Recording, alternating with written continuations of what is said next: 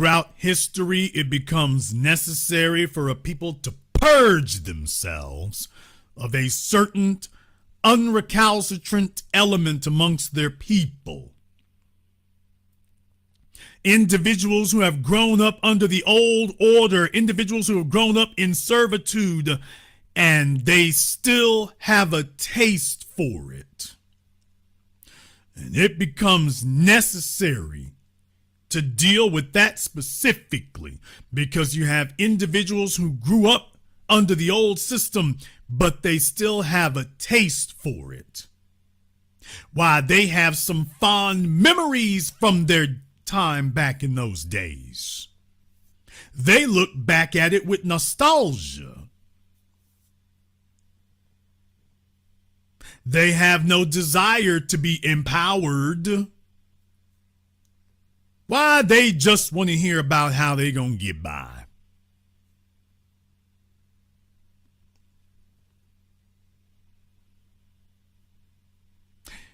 And also, Machiavelli talked about this, that one of the hardest endeavors is to initiate a new order of things, because people who prospered, individuals who prospered under the old order, at best they will question you, and at worst they will work to undermine you, because they did very well under the old order of things. Even if they lived as servants, why, they, and by their estimation, they did well under the old order, and they're all they can think about is how stable that was. Well, yeah, I mean, we were in servitude, and yeah, the white folks was, giving us the bare knuckle business, but at least it was stable. So they would prefer to have stable servitude and oppression as opposed to uncertain freedom and self-determination. And that is why, from the Bolsheviks to Chairman Mao to all the others, the first order of business was getting rid of that contingent, the individuals who desired to backslide into exactly the servitude and oppression we just fought to leave. They desire to go back. The Christian Bible talks about this in the story of Moses. They got away from Egypt, and what happened right after that? They had some tough times. So let me get this straight. When you were in Egypt and you were being whipped and beaten and starved, you were crying out to the gods of Abraham, the God of Abraham rather, to save you. So you were in so much torment, you were screaming out for salvation.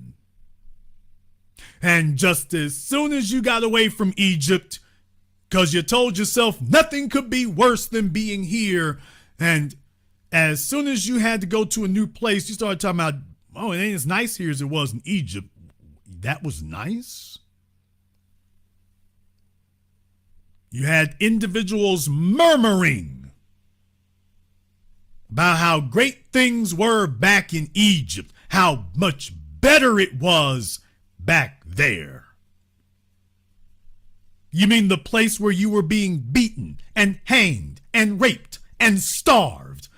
That was better.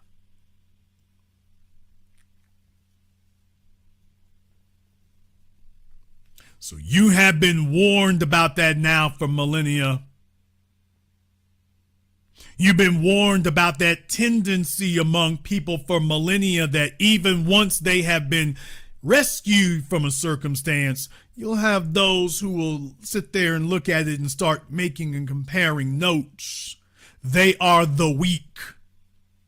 Their experiences broke them. That's what you need to understand. You going through that experience, it strengthened you. Yeah, but for these other folk here, going through that experience broke them. And even they have become institutionalized Jason, why are you yelling it? Because ain't nobody else telling it. And deal with it, nigga. They have become institutionalized, like a prisoner serving a life sentence at Angola. Like the movie The Shawshank Redemption, they've been there so long, they can't really identify or function in a world that isn't so tightly controlled on them. So even if you liberated them from it, the white supremacists believe in the slavery of psychology. It's something that they have practiced worldwide, not just here in North America. They practiced it worldwide.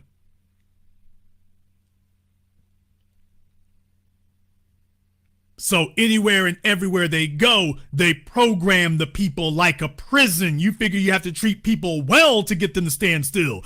Folks, you have, some of y'all, you got them in your family, friends. Some of y'all been there. Institutionalization is a real thing. You have a routine, you have certainty, even if you are being completely oppressed and suppressed.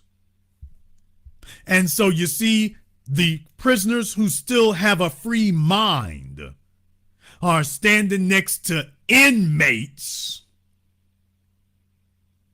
They're standing next to inmates who have been institutionalized. And they don't see the prison as a prison anymore. They see the prison as home. And maybe it's a little rough, and maybe it's a little difficult sometimes, but the guards are their family. And the cell block is their neighborhood. And their prison bunk is home. And they're comfortable here.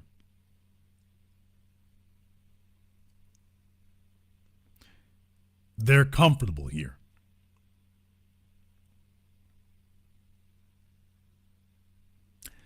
And at this time, Africa is cursed and plagued by it. From the crown to the horn, it is plagued by it. Anywhere and everywhere you go, that is exactly what you run into time and time again. You see the same pattern repeating itself. And so long as they fight to reject the definition and the identity of blackness that we, the foundation in America, have sent around the world, and that they still continue to fight and resist until they do that, I would like to tell you that they will remain slaves, but that is not a true statement. That is not actually a true statement.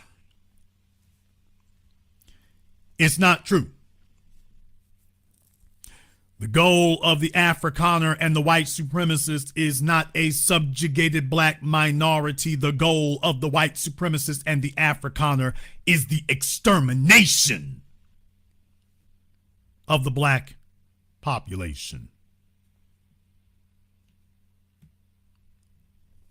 Their goal is not your subjugation. Their goal is your extermination. I would like to tell you that they are alone, but that is simply put not a true statement, not a true statement at all. And this has been what has plagued them, so I am sad to see these events unfold here. I'm sad to see this because this is a shame and a humiliation for them to have this be the case. This is a shame and a humiliation. They should not be allowing this kind of thing to occur, but there it is. There it is.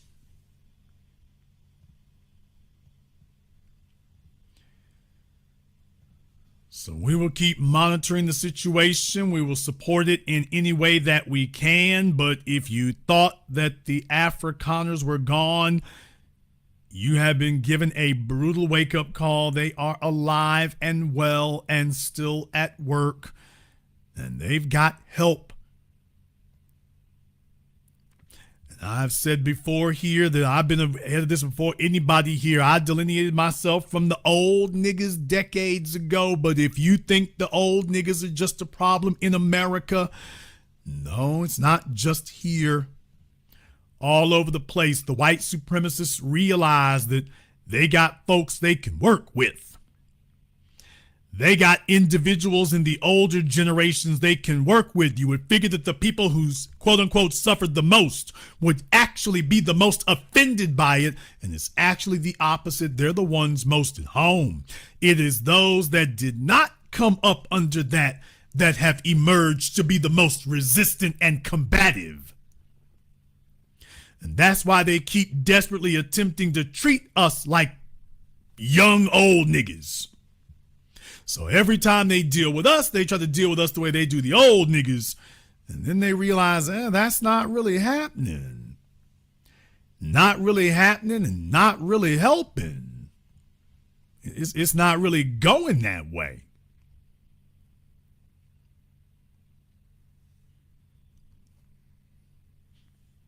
But that hasn't stopped them from desiring it. It hasn't stopped them from desiring it. It hasn't stopped them from wanting it. It hasn't stopped them from pursuing it. This is what it is. This is what it is. And they haven't let it go.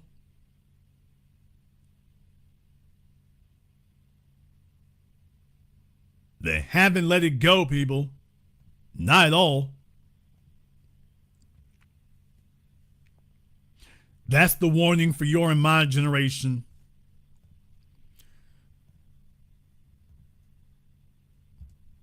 Pan-Africanism is dead. And Africa is showing that it is unworthy. It is totally unworthy of individuals like Julius Malema.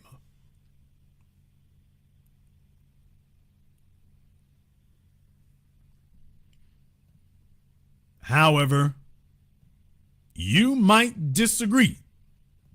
Therefore, we've gone ahead and pinned the link to the Zoom there in the chat room. So you are more than welcome to go ahead and give us a call here.